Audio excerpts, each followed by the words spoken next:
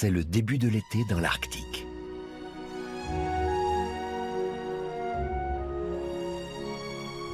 Dans cette région de l'océan glacial russe, sur l'île de Rangil, naissent plus d'ours polaires que partout ailleurs. À cette saison commence leur entraînement de natation. «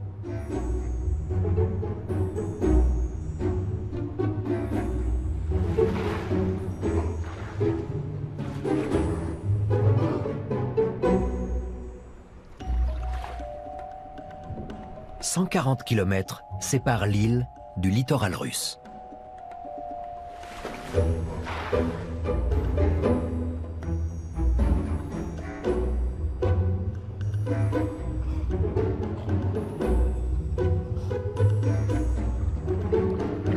Aujourd'hui, même ici, à 600 km au-delà du cercle polaire, la glace fond trop tôt dans l'année.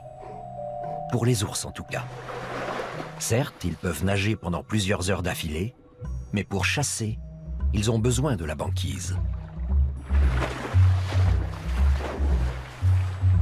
Pour les morses, au contraire, la banquise n'est qu'un luxe.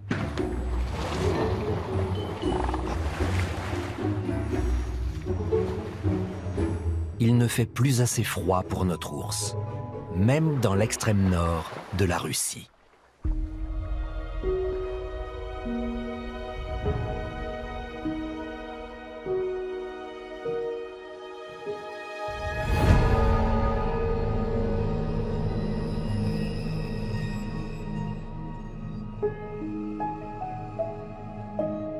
Winston Churchill disait « La Russie est un rébus, entouré de mystères, au sein d'une énigme. »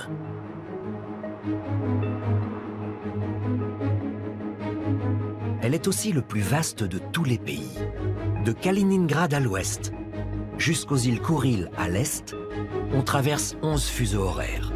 Il faut une semaine pour aller en train de Moscou à Vladivostok.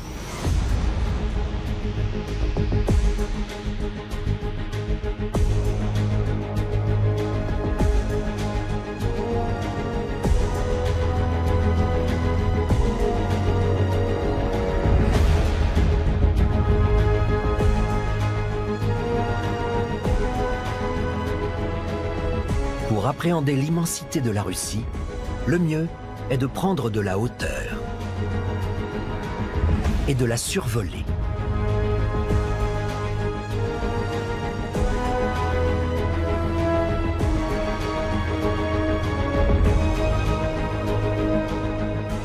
Du Caucase, la plus haute chaîne montagneuse d'Europe, au lac Baïkal en Sibérie.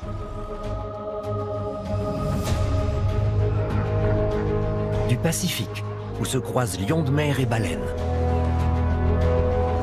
à la station balnéaire de Sotchi, au bord de la mer Noire. Des clochers bulbeux de l'Anneau d'Or, à la frontière russo-mongole, dans l'Altaï. De la steppe kalmouk et de ses antilopes, aux brise-glaces de l'océan glacial. Des volcans et des ours bruns du Kamtchatka, au canot de Saint-Pétersbourg.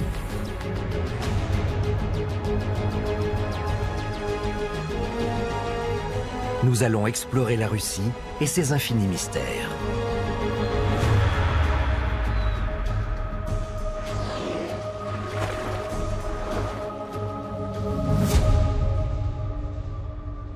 Une simulation informatique montre à quel point la population est inégalement répartie. Les points lumineux représentent les zones urbaines. La Sibérie et la Russie extrême-orientale paraissent inhabitées. Elles constituent les 3/4 de la superficie du pays, mais n'abritent que 15% de sa population. 85% habitent dans la Russie d'Europe. Les lumières de Moscou et de Saint-Pétersbourg sont visibles depuis l'espace. Saint-Pétersbourg, 5h30. Le thermomètre affiche moins 20 degrés. Les palais qui bordent la Neva gelée brillent de tout leur feu, mais la ville dort encore. Excepté ces jeunes gens.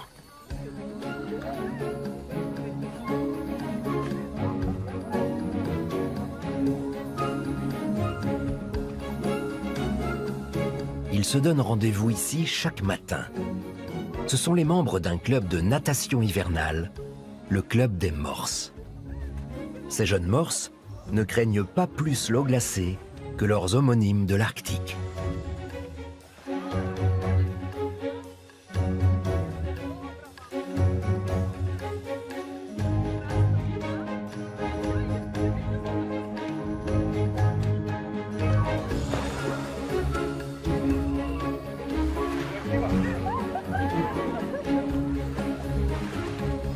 Nulle part ailleurs, la Russie n'apparaît aussi européenne et décomplexée qu'ici, au pied de la forteresse Pierre et Paul. Pourtant, il n'y a rien de plus russe que ce bain quotidien dans l'eau glacée de la Neva.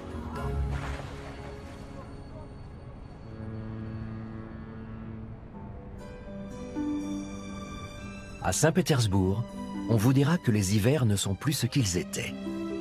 Pourtant, les canaux gelés accueillent toujours aussi fidèlement les amateurs de sport de glisse et de promenade dans la neige.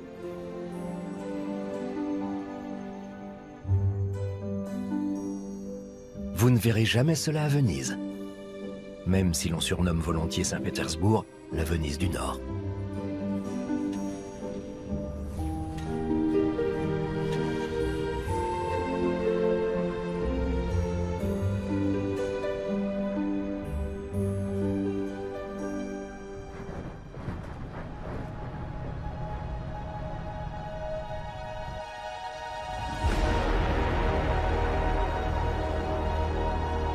« 700 km plus au sud, voici Moscou, qui, vu d'ici, a plutôt des allures de jeu vidéo.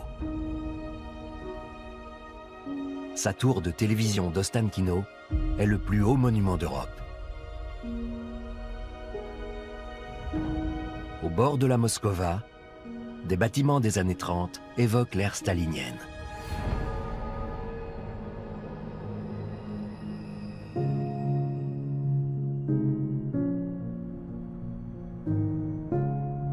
Le théâtre du Bolchoï et la place Rouge ruissellent de lumière. Plus que jamais pendant la période de Noël. De même que le GUM, ce temple de la consommation et du luxe, qui sponsorise l'installation d'une patinoire devant les murs du Kremlin. On murmure que Disneyland envirait à Moscou ce décor féerique.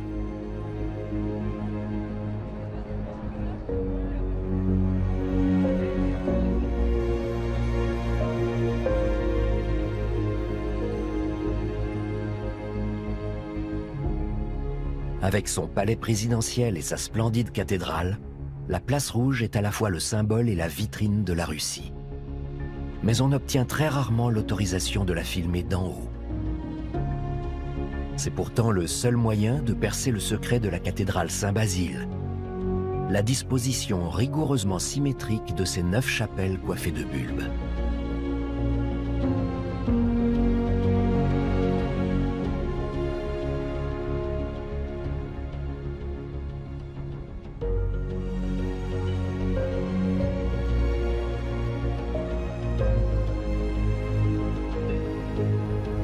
Le légendaire transsibérien part de la gare de Yaroslav.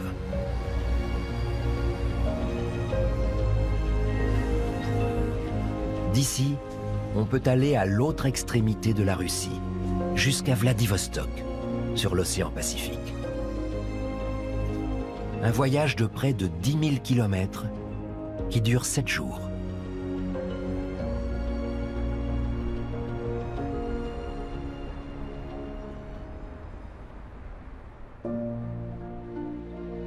Certains transsibériens desservent Rostov-la-Grande, sur le lac Nero. La ville a connu au XVIe siècle un âge d'or de l'architecture, auquel elle doit quelques splendeurs. Rostov fait aujourd'hui partie de l'Anneau d'Or, un ensemble d'anciennes cités princières situées au nord-est de Moscou.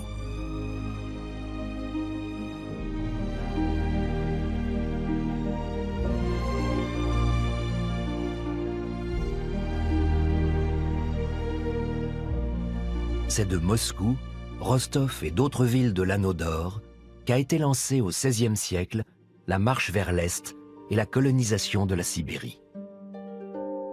Lénine écrivait en 1914 que la Russie était, après l'Angleterre, la plus grande puissance coloniale du monde. À ceci près que les colonies de Moscou se trouvaient à sa porte.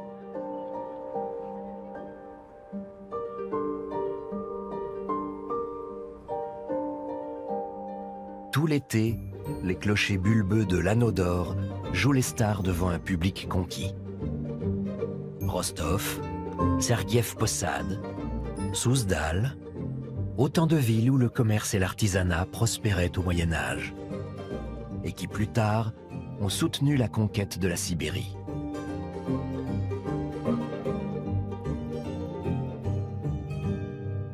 Mais à l'époque médiévale, elles étaient encore isolées derrière un épais rempart de forêts. Les seigneurs mongols, qui pillaient depuis des siècles les principautés russes du sud, atteignaient rarement ces villes. Ou alors, ils restaient bloqués devant les murs des Kremlins et de leurs forteresses. Hors du joug mongol, la vie était paisible.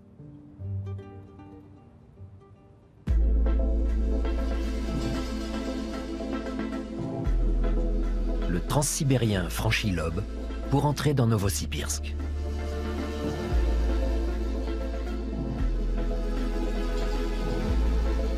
Novosibirsk est né du chemin de fer, tout comme ce pont jeté sur le fleuve en 1893. Les ouvriers qui l'ont bâti furent les premiers habitants de cette ville pionnière de la Sibérie moderne. Elle est aujourd'hui la 3e de Russie.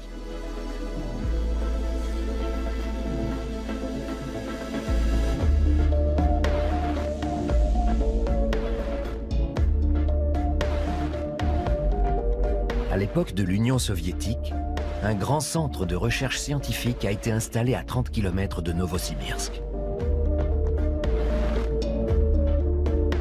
La ville ne cesse de s'étendre et a toujours besoin de nouveaux ponts, tel celui-ci où passe l'autoroute.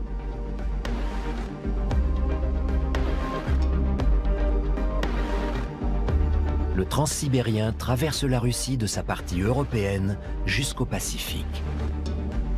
À l'origine, il devait servir principalement à développer le commerce avec la Chine et transporter notamment les matières premières de la lointaine Sibérie. Nul n'imaginait alors qu'il deviendrait un luxueux train de voyageurs. À 1000 km en aval de Novosibirsk, l'Ob coule dans une taïga dépourvue de toute habitation. C'est la Sibérie des images d'Épinal. Le paysage russe par excellence.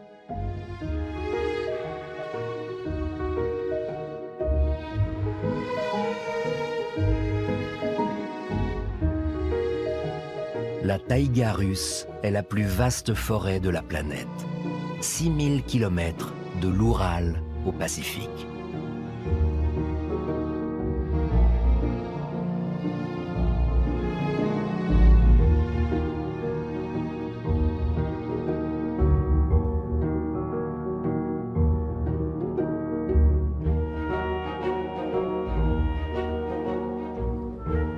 Un espace infini, enchanté, comme il en reste si peu sur notre planète.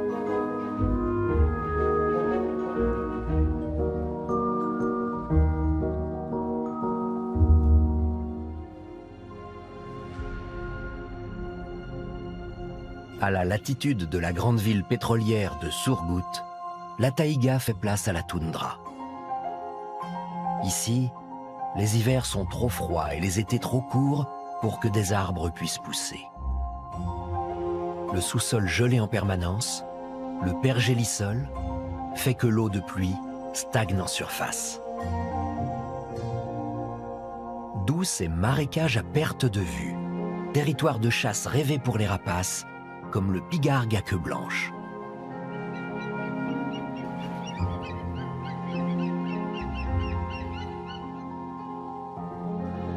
C'est l'automne. Les oiseaux quittent la toundra.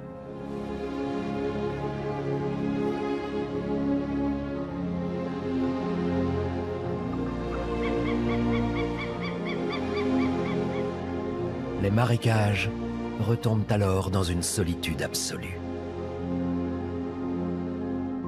Ici, il n'y a que 2 ou 3 mois de relative chaleur pour permettre à la végétation de pousser.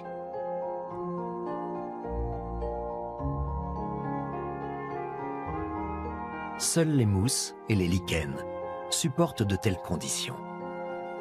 Il n'y a donc pas de plantes qui conviennent à de gros animaux, hormis les rennes, qui se contentent vraiment de peu.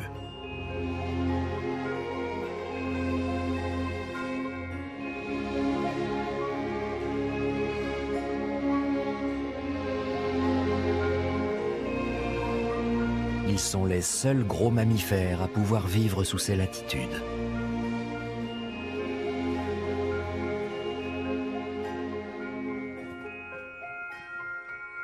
En hiver, ils migrent vers le sud pour se réfugier dans les forêts de la taïga. Certains parcourent alors jusqu'à 5000 km.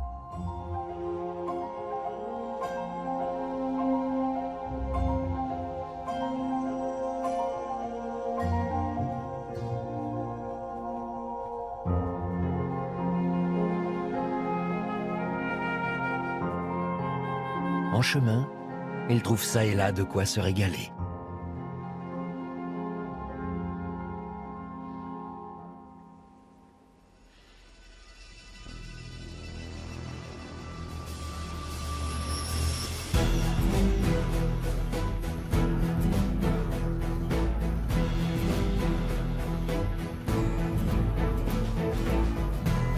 L'appel de la mère patrie. C'est le nom de cette statue monumentale. Ceux qui se reposent sur son épaule l'ont escaladée par l'intérieur. Le béton qui la compose nécessite un entretien constant. La mère patrie s'élance à 85 mètres de haut dans le ciel de Volgograd. La plupart des gens ne connaissent cette ville d'1 million d'habitants que sous le nom de Stalingrad.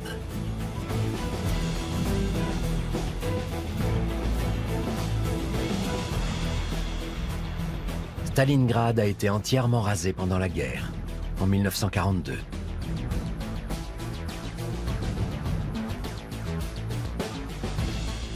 Une de ces ruines a été conservée en l'état comme mémorial, mais à part elle, il n'y a plus un seul vieux bâtiment à Volgograd.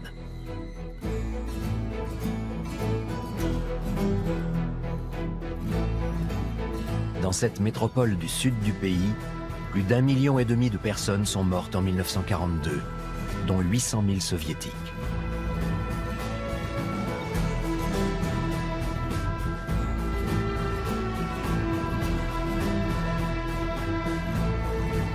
Terminée en 1967, la mère patrie n'a souffert d'aucune guerre. Mais son socle a besoin d'une remise en état pour soutenir ses 8000 tonnes. La statue est faite d'une carcasse métallique habillée de béton. Pour le corps, l'architecte se serait inspiré d'une discobole russe et pour le visage, de sa femme. Elle regarde la Volga, la mer de tous les fleuves pour les Russes.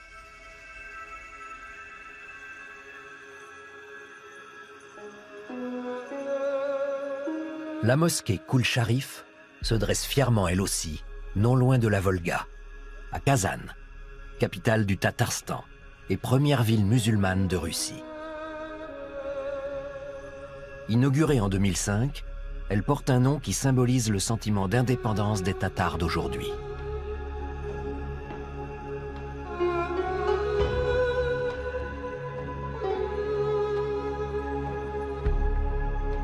Koul-Sharif était l'imam de Kazan en 1552, à l'époque où la ville se défendit vaillamment contre Ivan le Terrible pour finalement capituler.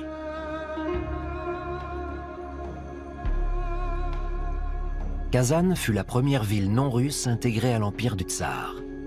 Mais aujourd'hui encore, églises orthodoxes et mosquées coexistent, même à l'intérieur de son Kremlin, calé dans un méandre de la Volga.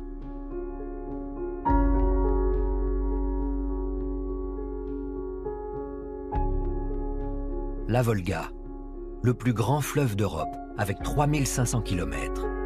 On dit qu'elle contient d'énormes quantités d'eau, mais encore plus de ciel.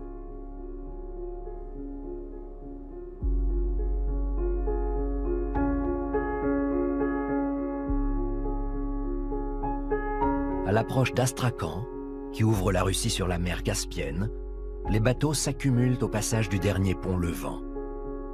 Un vent d'Orient souffle ici depuis des lustres, et l'on y sent aussi la proximité des déserts et des steppes.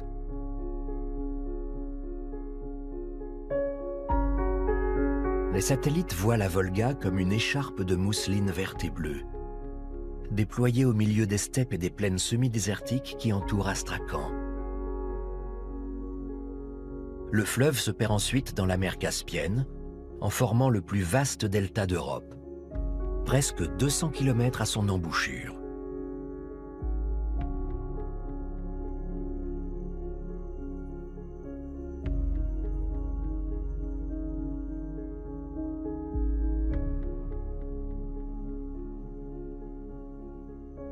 À la saison chaude, soit 9 mois de l'année, une dizaine de millions d'oiseaux vivent dans les forêts de roseaux.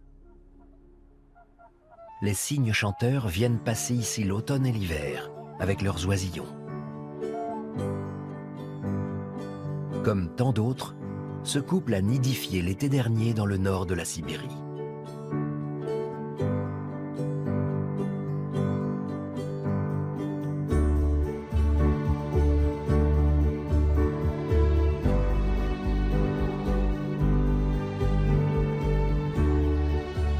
Une fois unis, les cygnes chanteurs restent ensemble toute leur vie.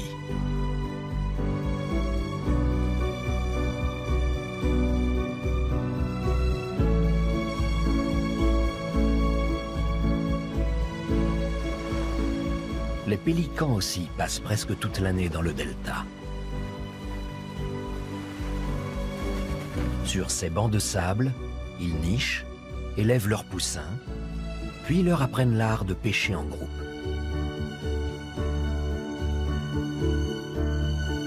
Dès le mois de décembre, lorsque les eaux de la Volga commencent à geler, les pélicans regagnent le sud de la mer Caspienne.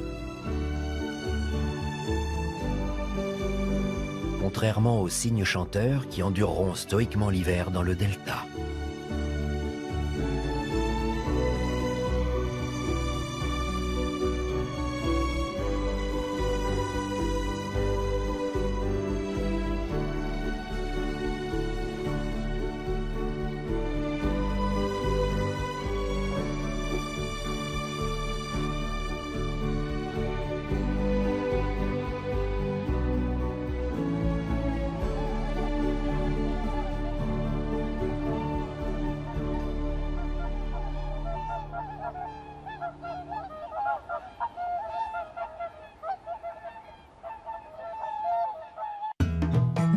Non loin de la plaine du delta, commence la steppe de Kalmoukie.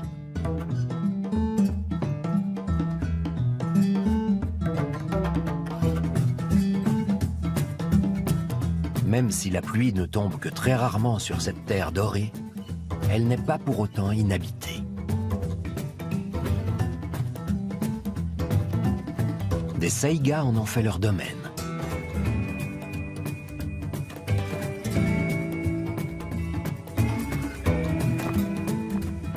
Comme tant d'antilopes en Afrique, les saïgas sont en voie d'extinction. Ils ont déjà disparu des steppes de Chine et de Mongolie.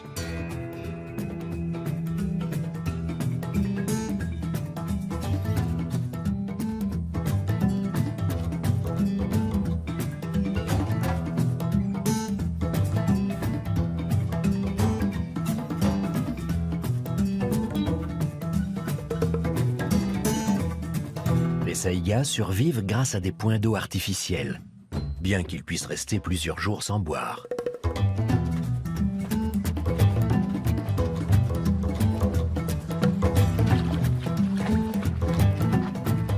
Ce nez long et mou est bien pratique dans le désert.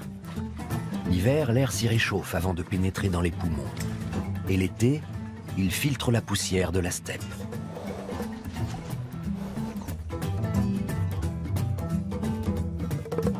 Le sol de la steppe n'est pas seulement sec, il est aussi salin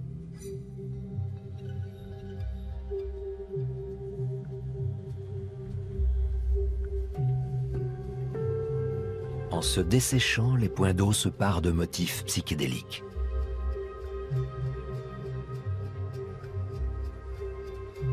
Il fut un temps où la mer Caspienne s'étendait jusque dans la steppe de Kalmoukie, d'où ses dépôts de sel.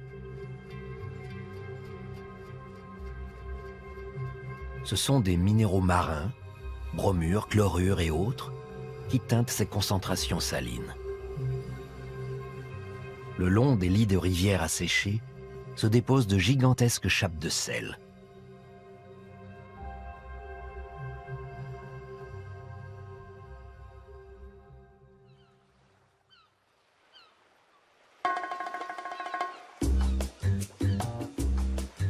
Quelques centaines de kilomètres séparent les steppes de Kalmoukie de la mer Noire.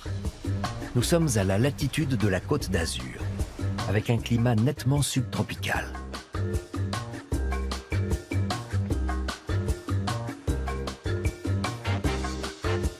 Pas étonnant que le président russe ait ici une luxueuse datcha. Palmiers, cyprès, pins. Grâce à ses hivers doux et brefs, Sotchi peut se permettre d'imiter l'Italie.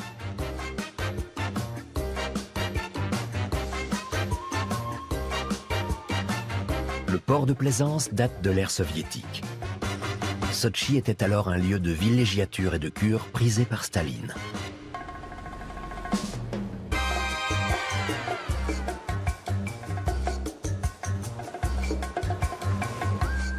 Aujourd'hui, sa plage ne désemplit pas. Pour accueillir les Jeux Olympiques en 2014, la Russie a investi à Sotchi dans des dizaines d'hôtels.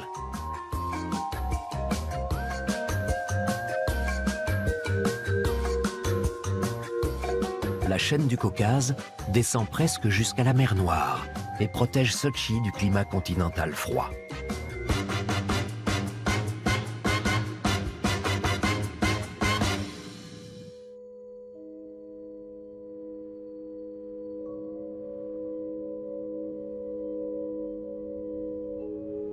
À 200 km à peine, au-dessus de massifs verdoyants, trône un sommet mythique, l'Elbrouz, le toit de l'Europe.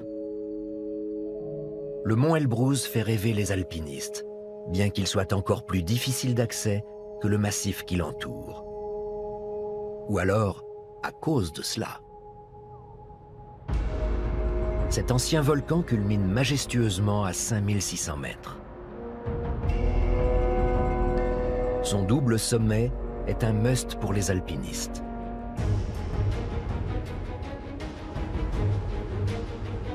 Tous les ans, ils sont 15 000 au moins à en faire l'ascension par petites cordées. Et chaque année, une vingtaine d'entre eux y trouvent la mort.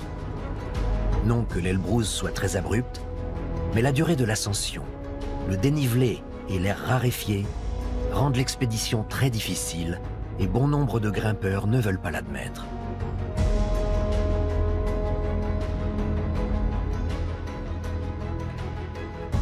Bien souvent, les chemins frôlent les dangereuses crevasses des 22 glaciers du massif.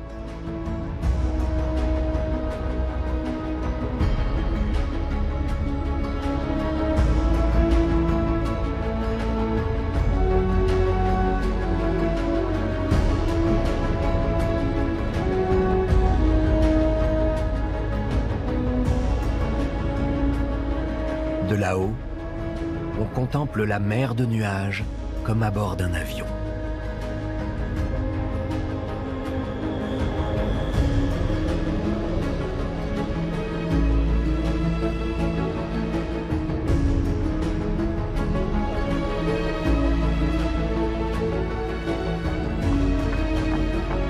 Voici d'autres montagnards pour qui la beauté des paysages importe moins.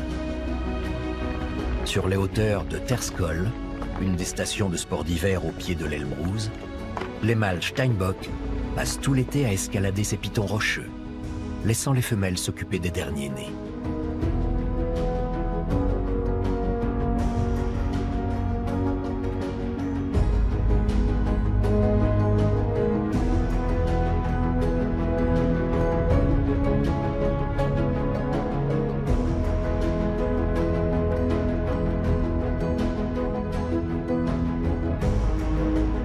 les Steinbock franchissent allègrement la frontière avec la Géorgie, qui court dans la petite république russe de Kabardino-Balkarie.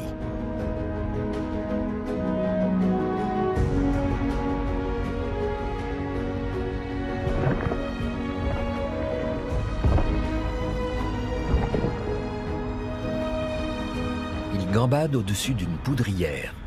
La région est depuis toujours le théâtre de conflits armés.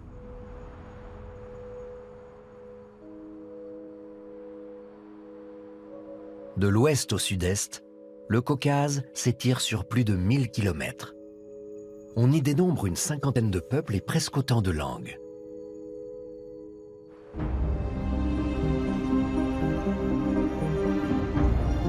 Dans ces étroites vallées, passent les frontières qui coupent l'Europe de l'Orient, le christianisme de l'islam, les tribus des ethnies. Des limites invisibles et confuses en raison des tensions qui opposent depuis fort longtemps nations et groupes ethniques.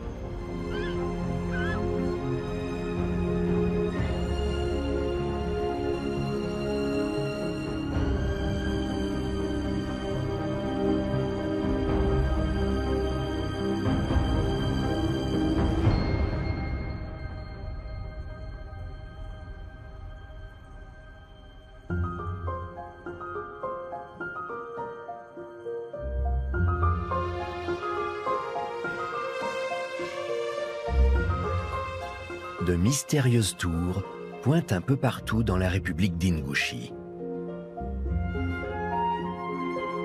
Certaines ont été reconstruites, car l'Ingouchie, comme les républiques voisines, entend se lancer dans le tourisme.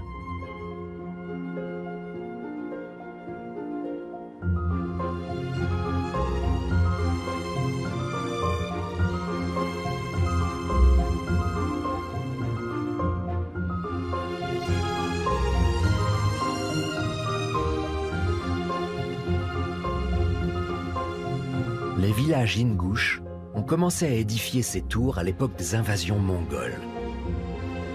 Chaque clan en construisait une ou plusieurs pour contrôler la vallée qu'il dominait et s'y réfugier le cas échéant.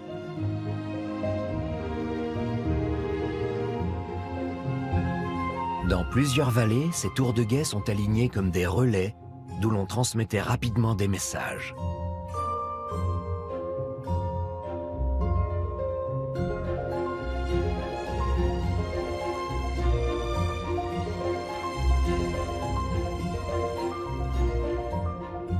Elles servaient en outre d'asile sacré pendant les guerres de clans.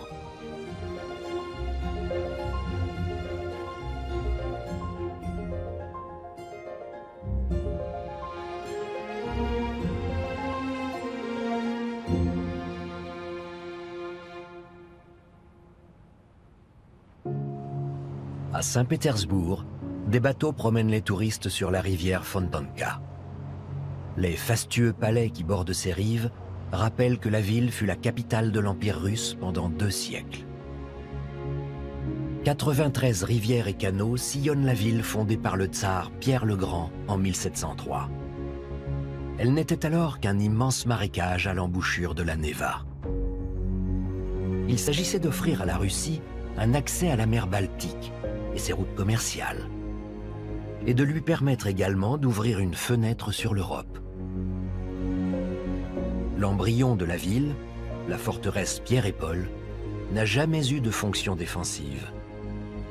Elle n'est qu'un symbole, comme tant d'autres monuments pétersbourgeois. Dans la cathédrale Saint-Pierre et Paul sont enterrés Pierre le Grand et Catherine II de Russie.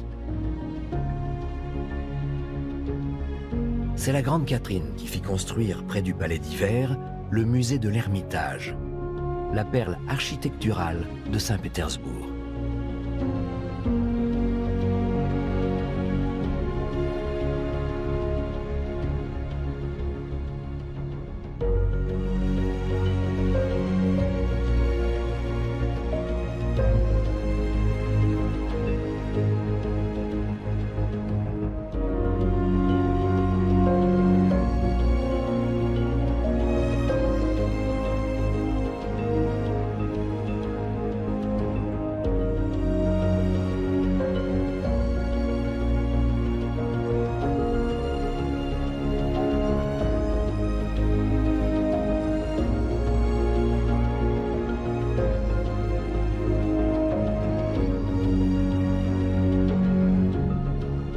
vaste marécage, Pierre le Grand a fait un bijou grâce à son plan initial, ce savant quadrillage que l'œil embrasse depuis le ciel.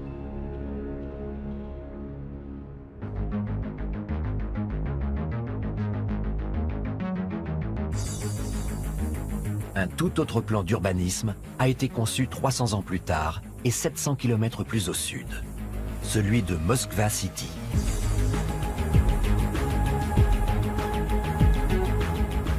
Dans un espace relativement restreint, se dressent 6 gratte-ciels de 300 mètres. New York elle-même ne possède que 2 buildings aussi élevés.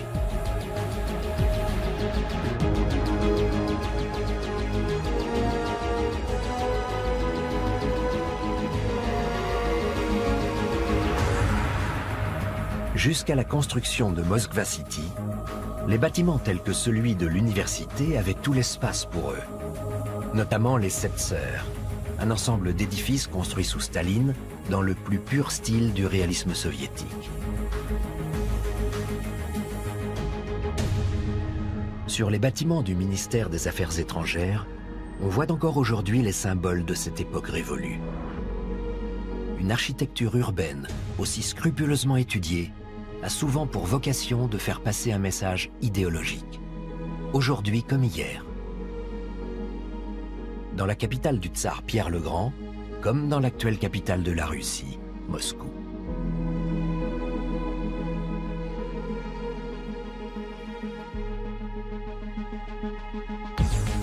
De nos jours, les moscovites ont un autre souci, les embouteillages, comparables à ceux de Los Angeles. Moscou est devenue une ville tentaculaire. Les moscovites ont la nostalgie des clochers à bulbes, mais vivent dans des cités dortoirs. Même dans l'extrême périphérie, les logements ne sont accessibles qu'aux bons salaires. Et chacun rêve d'une petite maison avec jardin, ici comme ailleurs.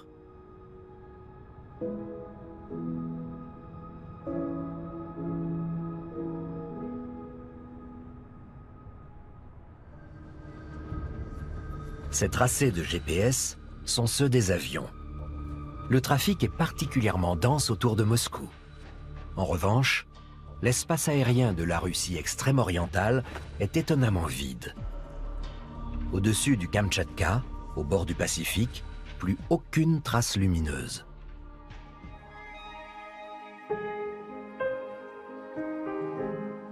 Le Kamtchatka est accessible aussi en bateau par le port de Petropavlovsk, capitale de cette presqu'île, située à mi-chemin entre l'Arctique et le Japon.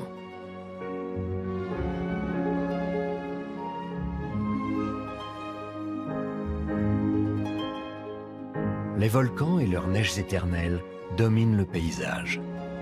Et au pied de ces contreforts verdoyants, c'est le Pacifique. Et qui dit Pacifique, dit surf.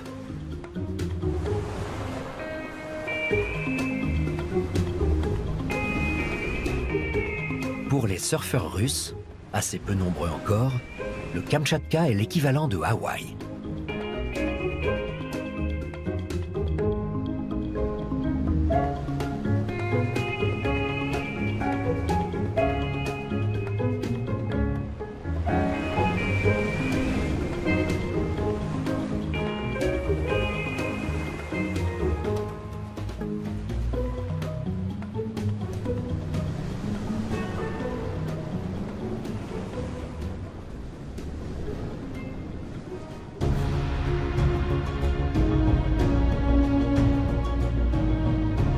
Kamtchatka, il y a 29 volcans actifs et plus de 130 volcans endormis. La presqu'île est 2 fois moins grande que la France, mais ne compte que 300 000 habitants. Cette région sauvage et grandiose n'a pas son pareil dans le monde.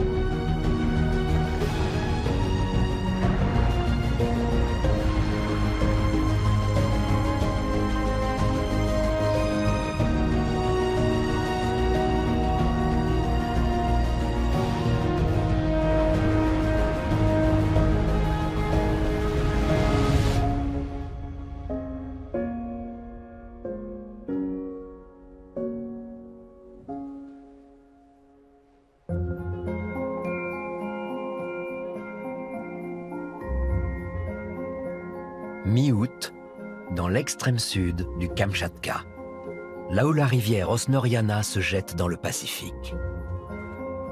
L'excitation est à son comble chez les ours bruns. C'est la saison du saumon.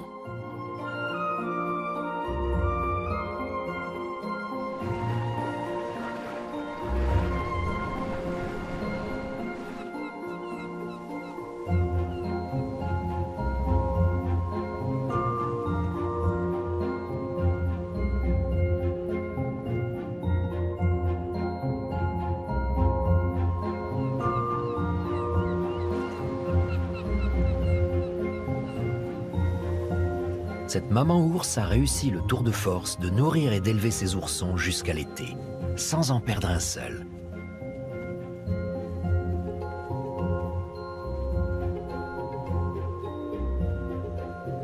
Maintenant, ils vont festoyer tous les quatre au bord du lac Kouril, une petite excursion de 40 km.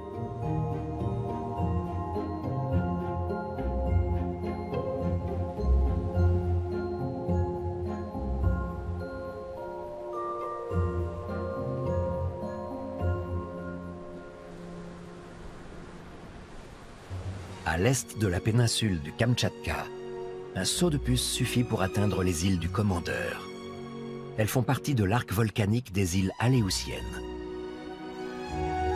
Ici, un temps aussi radieux est rare. Mais les otaries à fourrure, les phoques et autres pinnipèdes ne viennent pas chercher le soleil. Ces bébés otaries de 4 mois s'entraînent à nager dans des piscines d'eau de mer.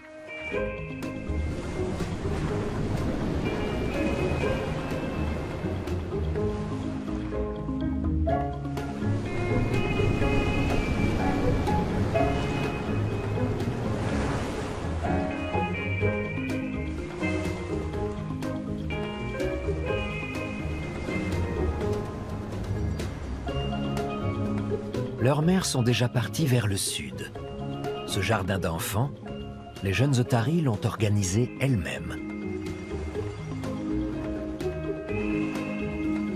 La nouvelle génération d'otaries à fourrure restera ici jusqu'à l'été prochain, vivant presque tout le temps dans l'eau, où ces animaux sont plus en sécurité. Un jour ou l'autre, elles aussi migreront vers le sud. Mais la moitié du groupe ne survivra probablement pas à ce premier voyage.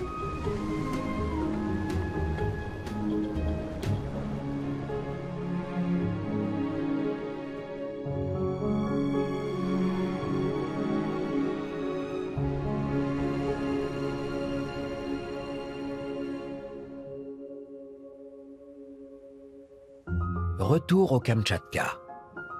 Comme chaque année, les saumons remontent la rivière.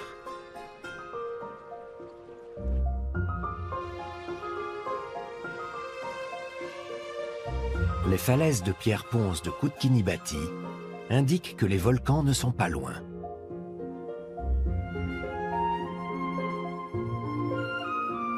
La pêche bat son plein.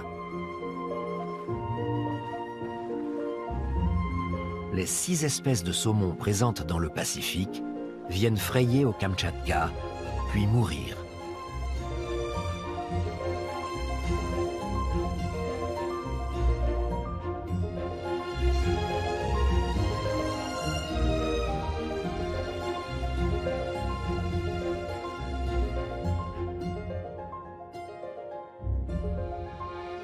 Les saumons font une première escale au lac Kouril, un lac de cratère profond de 300 mètres.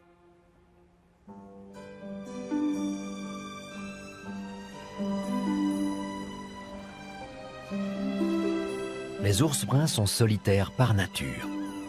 Mais pour la pêche au saumon, ils acceptent le voisinage de leurs congénères sans faire d'histoire. Il y a suffisamment de saumon pour tout le monde.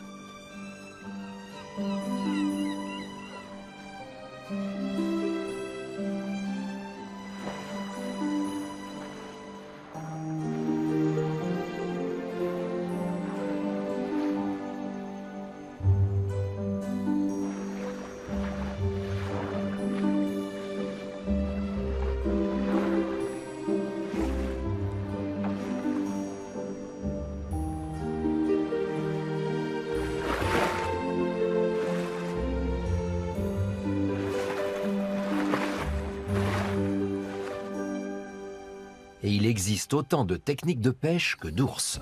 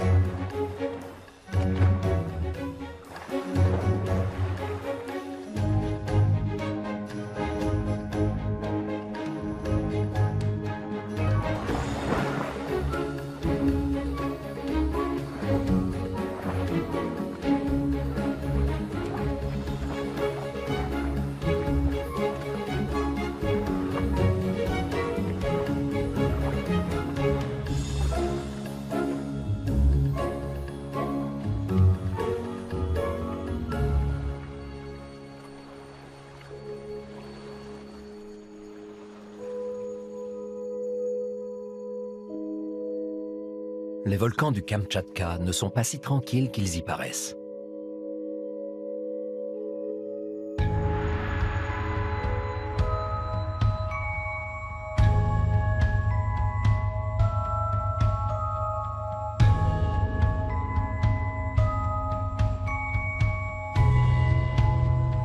« 29 volcans actifs fument dans cette région, une concentration unique au monde.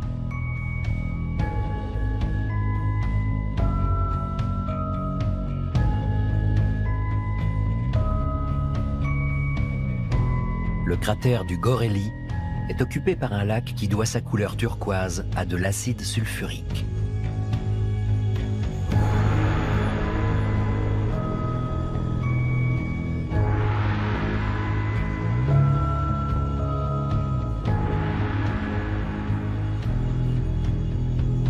Sous le Kamtchatka, dans les profondeurs de la Terre, la plaque pacifique de la croûte terrestre glisse sous la plaque eurasiatique. Il se forme une énorme pression au point que la roche fond et remonte à la surface des volcans de la région.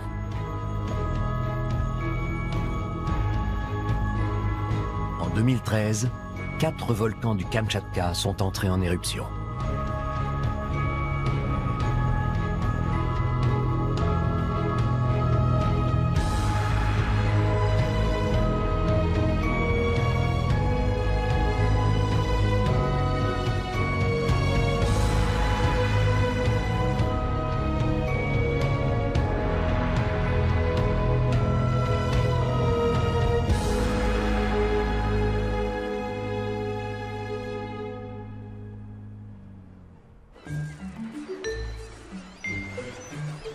Aussi incroyable que cela puisse paraître, l'île de Touléni était totalement inhabitée il y a quelques semaines encore. Au milieu de l'été, des dizaines de milliers de guillemots de Troil se rassemblent sur les rochers. Et les plages aussi affichent complet.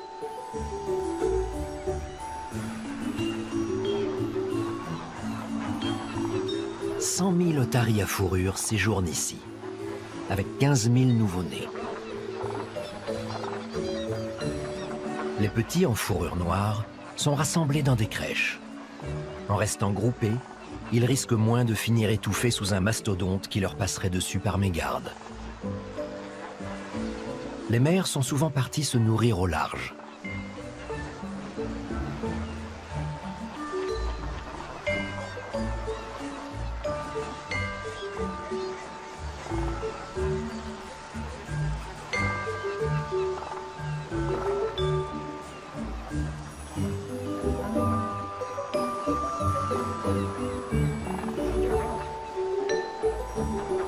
Touléni se trouve à l'est de l'île de Sakhaline. En été, près d'1 million d'animaux s'entassent sur cet îlot d'un demi-kilomètre carré. Pourquoi celui-ci plutôt qu'un autre? Nul ne peut l'expliquer.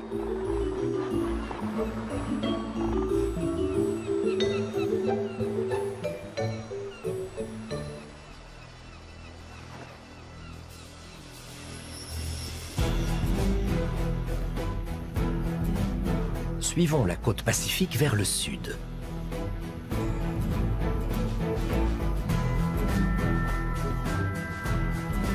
Dans la baie de la Corne d'Or, voici le port le plus important de l'extrême-orient russe, Vladivostok, avec le gigantesque pont de l'île Rouski.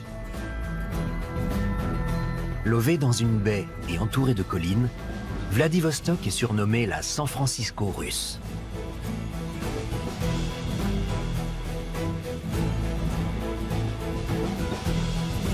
D'ailleurs, elle a aussi ses cable cars, des tramways à traction par câble. Vladivostok veut dire « qui domine l'Orient ».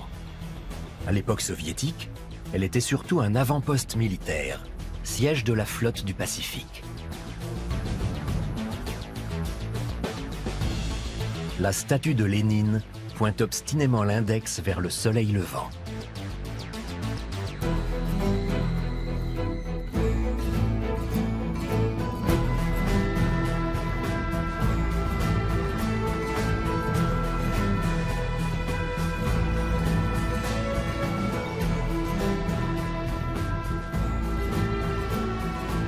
Le plus grand port russe du Pacifique prend aujourd'hui toute son importance. Vladivostok est à 2 pas des géants économiques de l'Asie, Chine, Corée, Japon.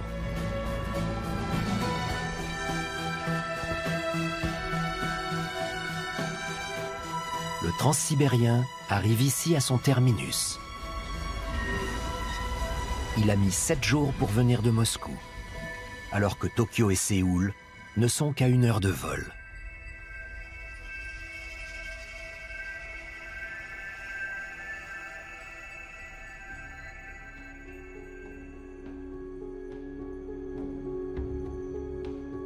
À 1000 km de la côte s'étend un minuscule désert, les Chara Sands.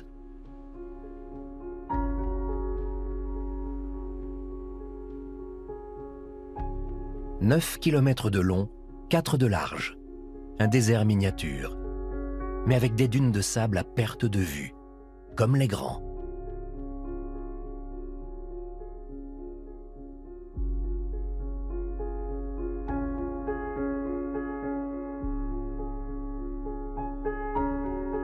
Les Chara Sands se sont formés pendant la dernière grande glaciation.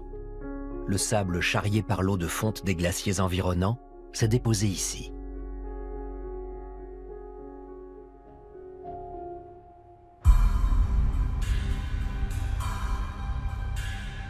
Encore un site naturel sublime, à 800 km de là, les colonnes de la Léna, des piliers de calcaire de près de 100 mètres de haut.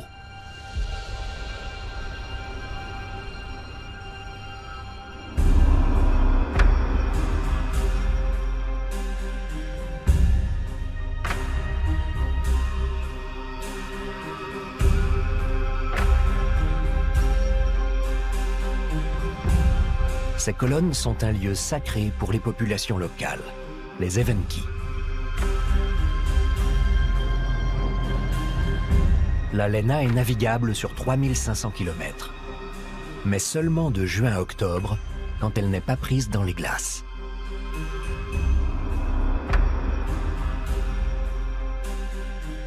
En hiver, l'eau qui a pénétré dans les fissures fait éclater celles-ci en gelant. C'est ainsi que les ravines entre les colonnes se sont élargies au fil du temps, les isolant toujours plus les unes des autres.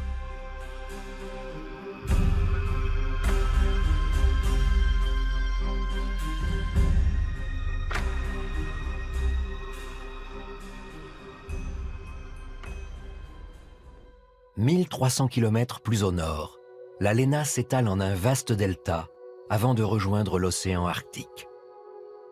Sur le sol gelé en permanence, se dessinent les motifs caractéristiques du pergélisol. La glace façonne des crevasses toujours plus grandes. Le territoire russe est recouvert aux 2 tiers de pergélisol. Le dégel ne s'opère qu'en surface.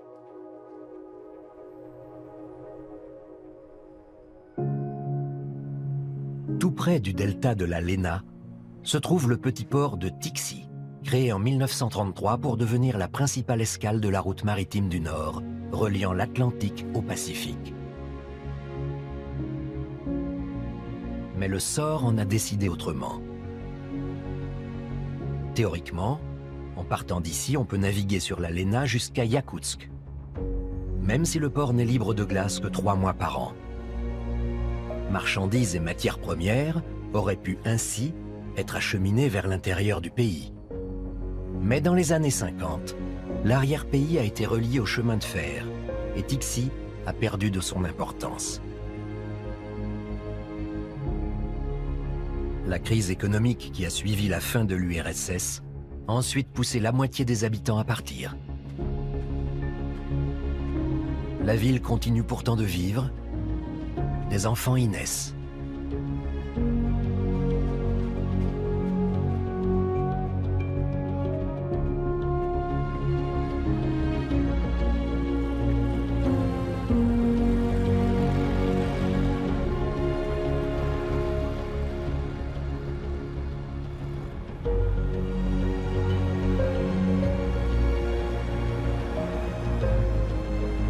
Avec l'arrivée de brise-glace modernes, Tixi retrouve l'espoir de voir le commerce maritime reprendre. Les habitants veulent croire que l'emploi va de nouveau se développer et leur port redevenir un trait d'union avec le reste du monde.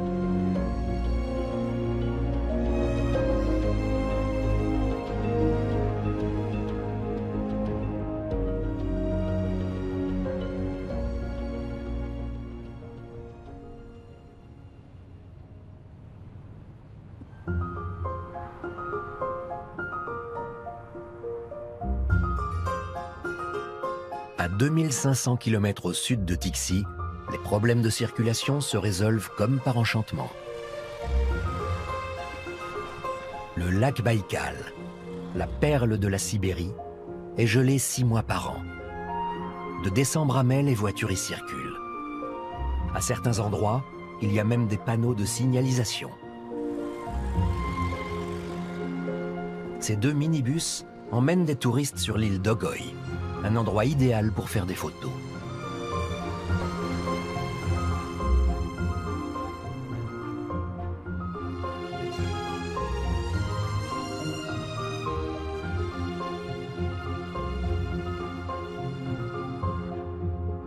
Autour du lac Baïkal, qui fait 700 km de long, il y a très peu de routes et de trafic.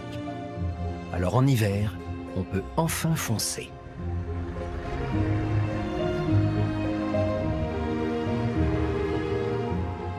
À moins qu'on ne préfère monter dans le transsibérien.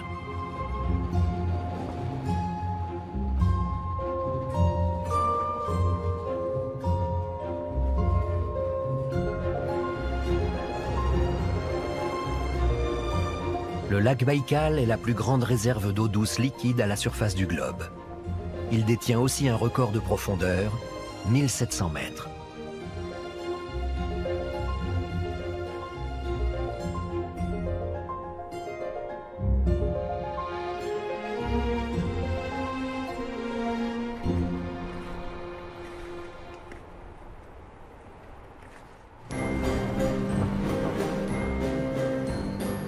La mer Blanche, autre immensité gelée où les amoureux du froid peuvent passer des heures. L'île Solovski est une halte de triste mémoire. Son monastère est devenu en 1923 le premier goulag de la toute jeune République socialiste soviétique.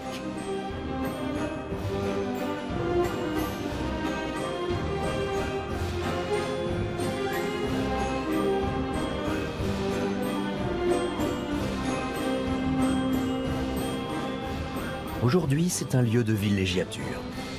Le monastère a été rendu aux moines qui font de nouveau sonner le carillon.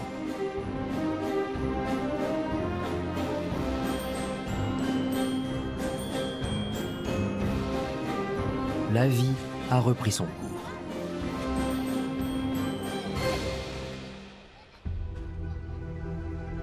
À l'ère stalinienne, la torture et le travail forcé étaient le lot quotidien des détenus du camp de Solovki. Des dizaines de milliers d'entre eux y sont morts, avant sa fermeture en 1939. Ces maisons en bois servaient de bureaux pour l'administration du camp ou de logement pour les prisonniers politiques.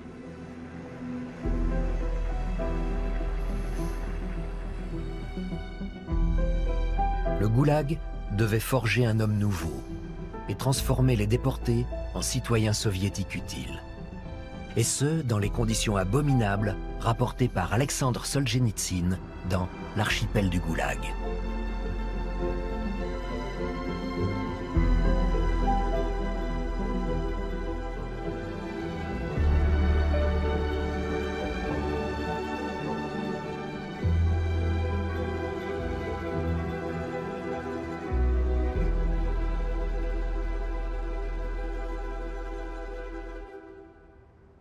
À 500 km au nord-ouest de Solovki, un brise-glace à propulsion nucléaire appareille. Bien que situé au nord du cercle polaire, le port de Mourmansk est libre de glace presque toute l'année. Le brise-glace Yamal part d'ici pour rejoindre la presqu'île du même nom, un voyage de 2000 km.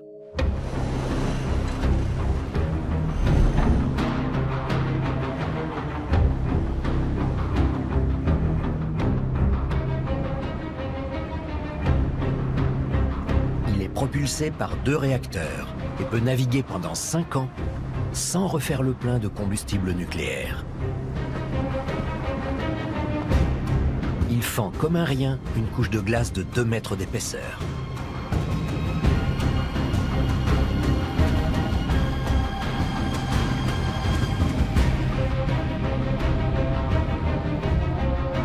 Il y a quelques années, il était encore impensable que de grands navires puissent longer les côtes de Sibérie à longueur d'année.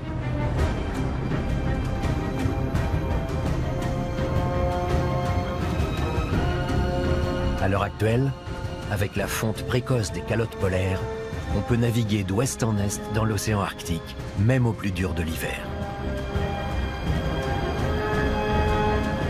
Les brise-glaces font le reste.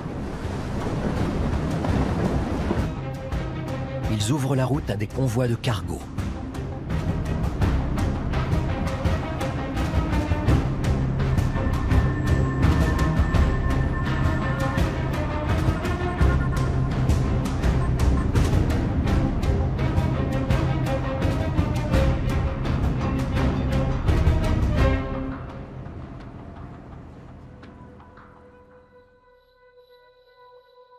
Chaque année dans l'Arctique, la banquise s'étend puis fond, comme le montre cette animation basée sur des données réelles.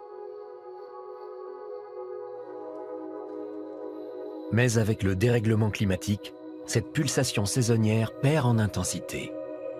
Depuis plusieurs années, le long des côtes de Sibérie, la glace est moins épaisse et se disloque plus tôt. Ce qui explique que le passage du Nord-Est, l'autre nom de la route maritime du Nord, soit de plus en plus praticable. C'est le plus court chemin pour les navires marchands qui transitent entre l'Europe de l'Ouest et l'Asie, de Mourmansk au détroit de Bering et le long de la côte sibérienne.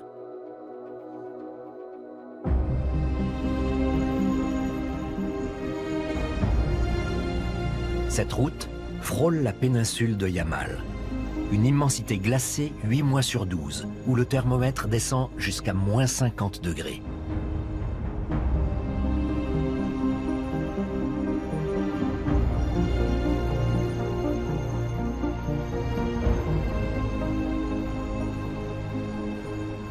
Des hommes y vivent, pourtant.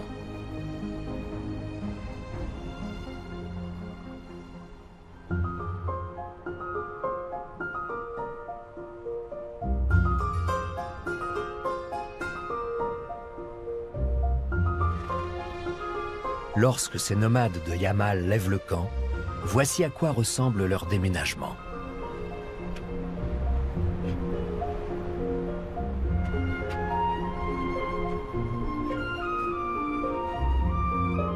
Et juste après leur arrivée au nouveau campement, la demeure familiale ressemble à un jeu de construction. Ce sont des Nénets, un des premiers peuples autochtones de Sibérie. Ils vivent en famille.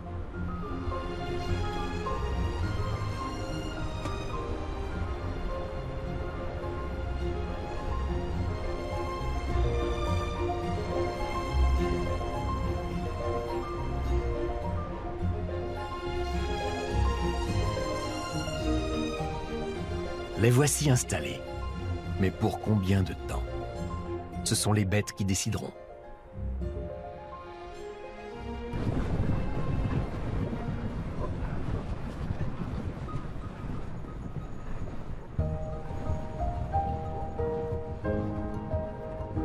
Les nénets dépendent entièrement des reines, qui leur fournissent nourriture, vêtements et les bonnes années de modestes revenus.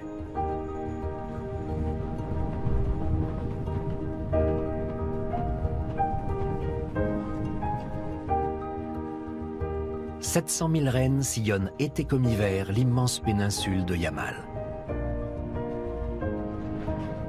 Personne ne sait qui des reines ou des nénets choisit l'itinéraire.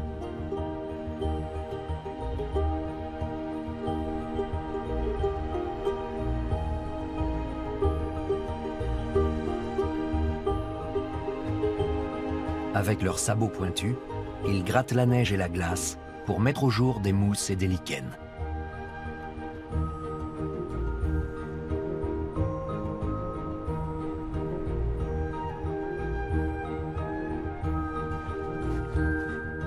Quand les animaux n'ont plus rien à brouter, il est temps pour les nénettes de reprendre la route.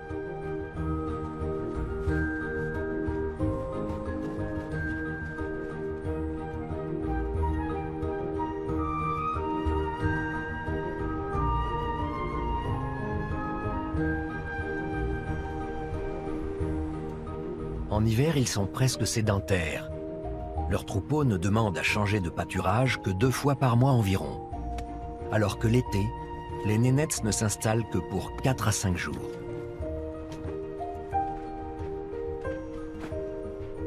Sioucha et Rosa profitent du temps qu'il leur reste pour jouer dans la neige. Tôt ou tard, ils devront quitter leur famille pour aller à l'école.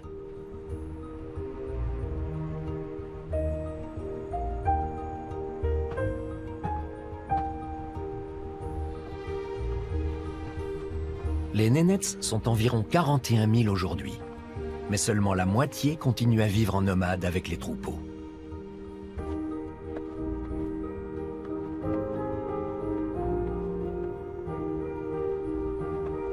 Le nombre des éleveurs de rennes tend à augmenter, mais leur territoire, lui, est en train de changer.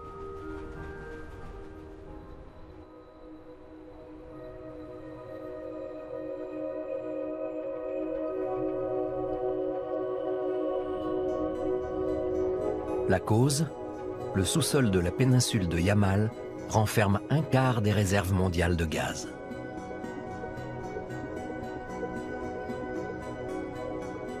Elles sont exploitées, entre autres, à Bovanenkovo, dans cette usine de liquéfaction ultramoderne.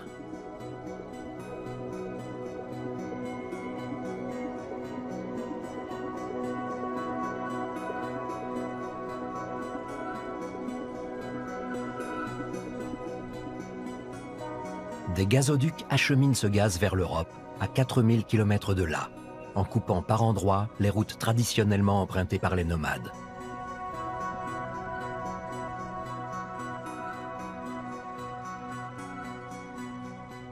Cette exploitation a créé 1500 emplois dans cette ville subitement sortie de terre, qui comprend une église, un hôpital et une école. Et même un aéroport pour les jets privés.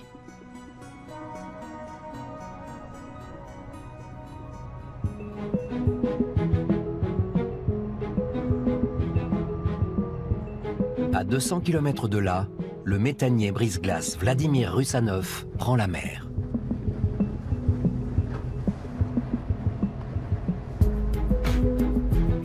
Destination Sabeta.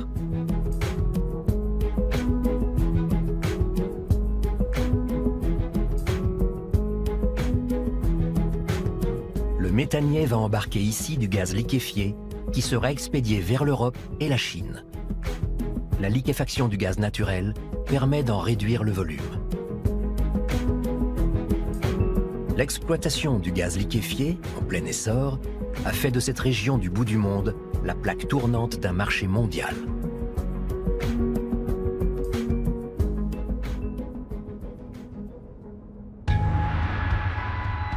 Au Aucun être humain sensé ne viendrait se perdre dans ce désert de glace s'il ne contenait une richesse inestimable. Des diamants.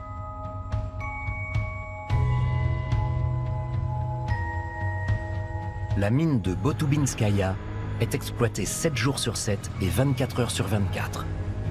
D'où ce balai de camions chargés de kimberlites truffés de diamants.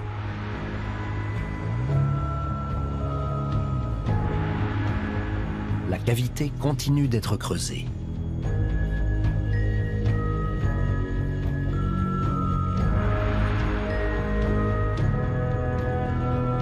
Peut-être atteindra-t-elle un jour les 500 mètres de la mine de Mirny, une des excavations les plus profondes de la planète.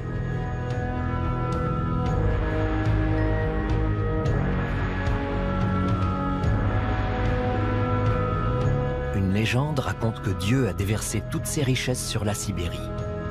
Son sous-sol recèle 35% des diamants du globe, mais aussi du pétrole, du gaz, de l'or, du charbon et de l'uranium.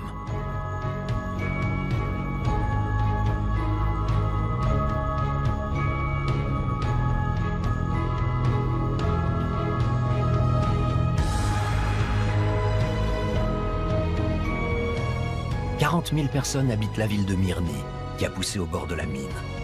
Mais beaucoup de mineurs viennent d'ailleurs.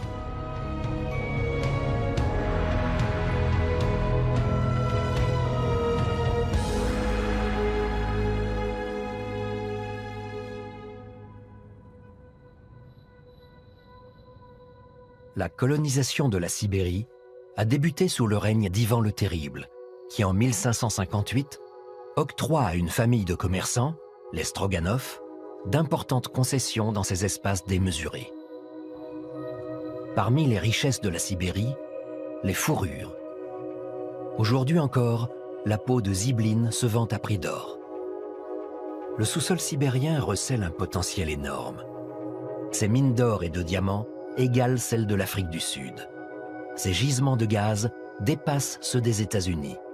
Et ses puits de pétrole produisent plus que ceux de l'Arabie saoudite.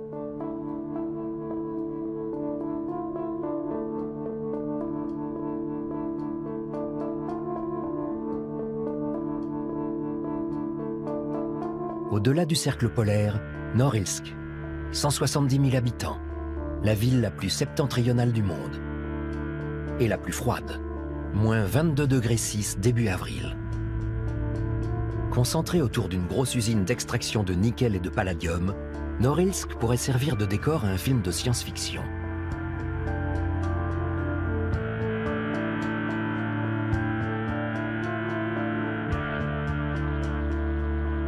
Ces usines d'extraction de minerais non ferreux ont été bâties dans les années 30 par les détenus d'un des camps de travail forcés les plus durs de la région.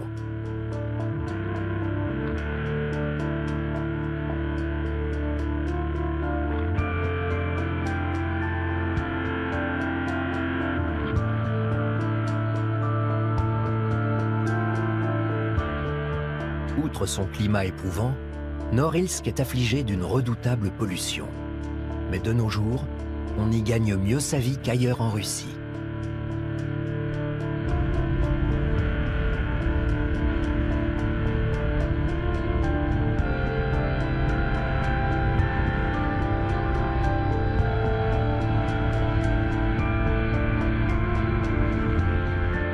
Aussi polluante soit-elle, l'exploitation des métaux non ferreux est plus rentable que jamais, puisqu'une grande partie entre dans la composition de nos ordinateurs.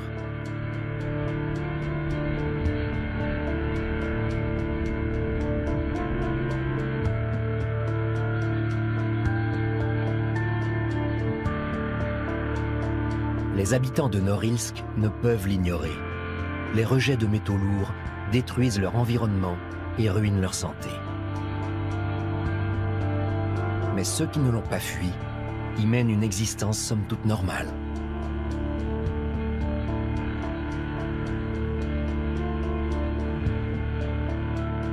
Si l'on vit dangereusement à Norilsk, on peut tenter de l'oublier en se distrayant. Musées, théâtre, cinéma, maison de la culture, rien n'y manque. L'espérance de vie ici est inférieure de 10 ans à ce qu'elle est dans le reste de la Russie. Mais les habitants s'en accommodent.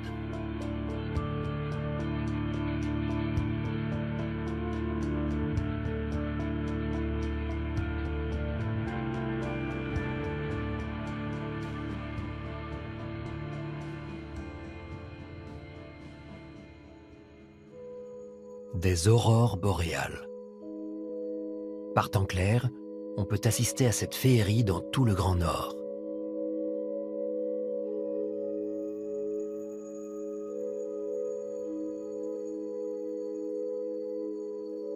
Des particules solaires chargées électriquement sont détournées vers le pôle Nord par le champ magnétique terrestre.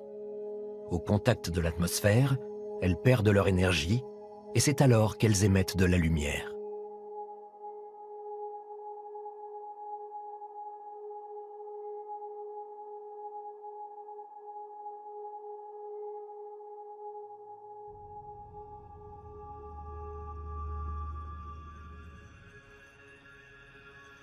Dans le massif de l'Altaï, aux confins de l'Asie, le printemps est annoncé. Satpergun et ses fils conduisent leurs bêtes de la zone d'hivernage au pâture de printemps, comme chaque année.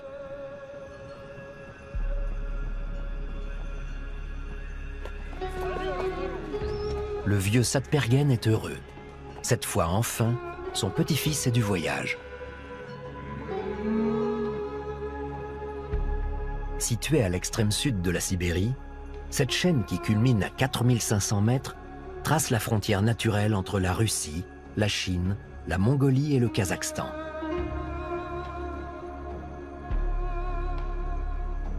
Satpergun emmène son troupeau et celui d'un voisin dans les estives. Il fera le voyage de retour à la fin de l'automne, quand les températures friseront ici les moins 50 degrés.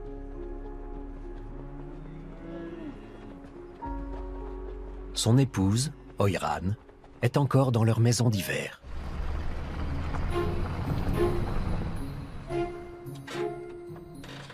Elle attendait que son gendre et un ami de celui-ci viennent lui donner un coup de main.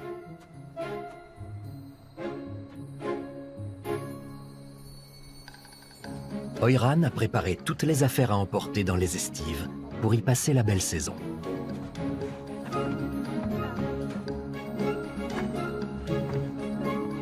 La famille ne reviendra ici que l'hiver prochain.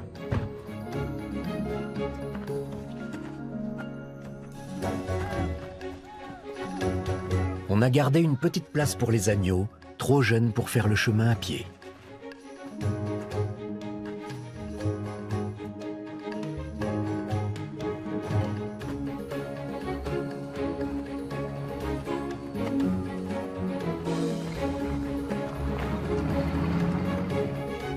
Et c'est parti pour 45 km sur la piste qui mène au campement de printemps.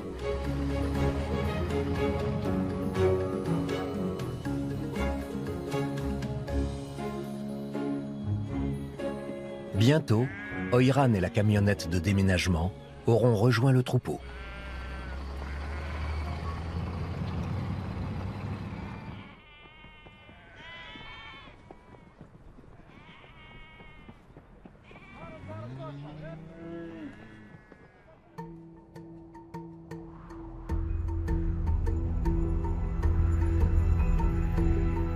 Un géant veille sur les steppes et ceux qui les traversent.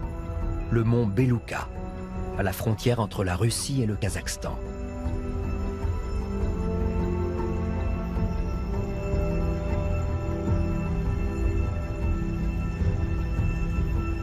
La chaîne de l'Altaï est proche du pôle eurasien d'inaccessibilité, le point de la Terre le plus éloigné de toutes les mers du monde.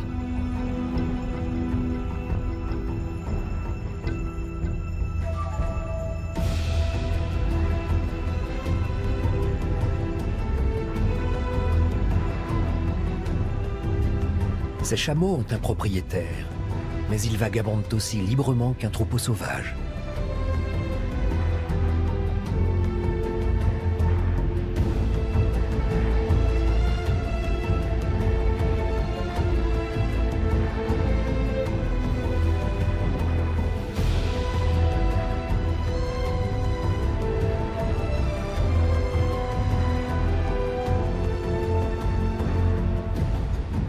Les yaks sont libres, eux aussi.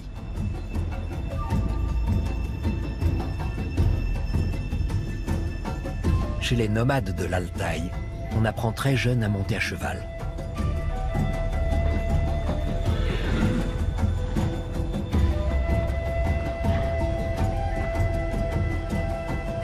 Ici, on vit en harmonie avec la nature et à son rythme.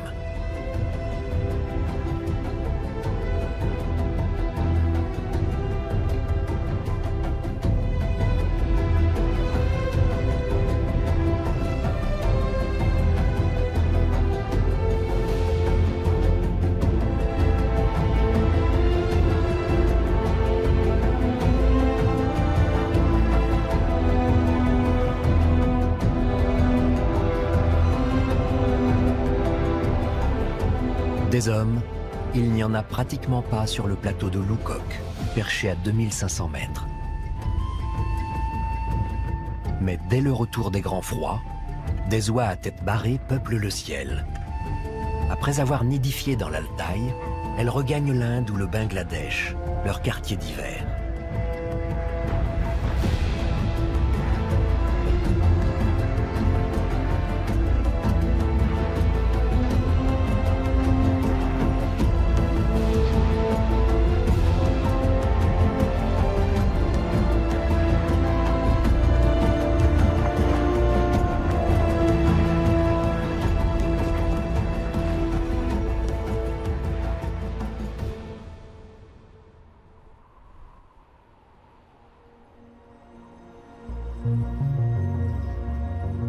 La petite île de Rangil, à 700 km au nord du détroit de Bering. On situe ici l'extrémité nord de la Russie.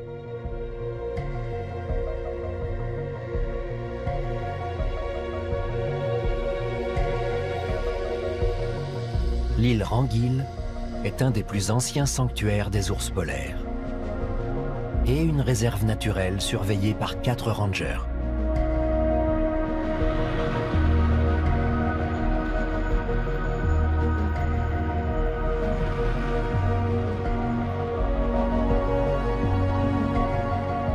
Le printemps est la saison où tout s'anime. Les femelles sortent de leur tanière avec leurs petits. Cette mère est pressée de trouver de la nourriture pour reprendre des forces. Voilà 4 mois qu'elle n'a rien mangé. Ces oursons aussi doivent se dépêcher d'engraisser pour résister au froid. Il est urgent pour la petite famille de gagner la côte où la mer pourra chasser.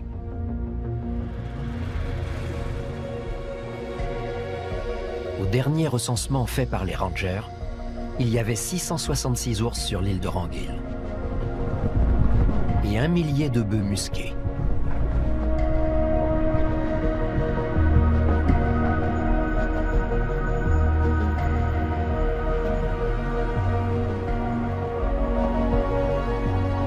Malgré leur allure bovine et leur nom, les bœufs musqués sont des cousins de la chèvre. Ils étaient déjà présents sur cette île lorsque les derniers mammouths ont disparu.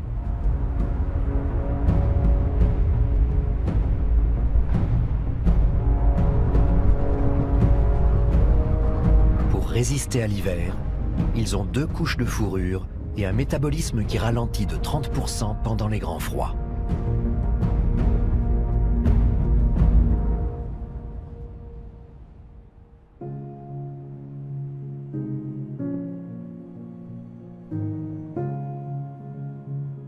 Le printemps s'installe bel et bien à Rangil. La banquise commence à fondre.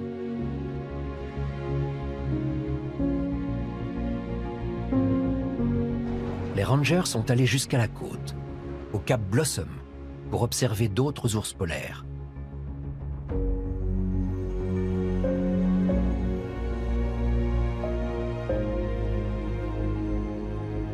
Alexander Grousdev, directeur de la réserve de Rangil, a repéré une mère et ses oursons. Apparemment bien nourris, ils semblent tirer d'affaire.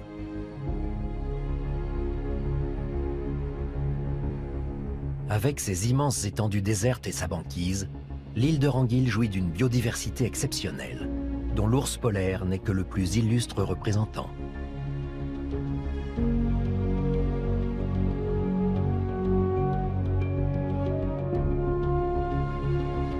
Combien de merveilles encore à découvrir dans ce pays géant qu'est la Russie?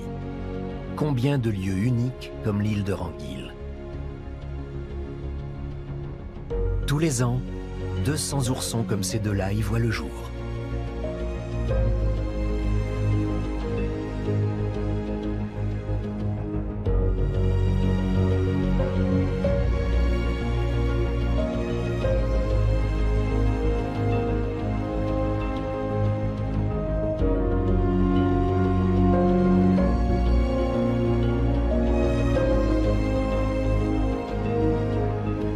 Ils ne peuvent vivre qu'ici, sous le règne du froid, dans une petite île russe, au bout du monde.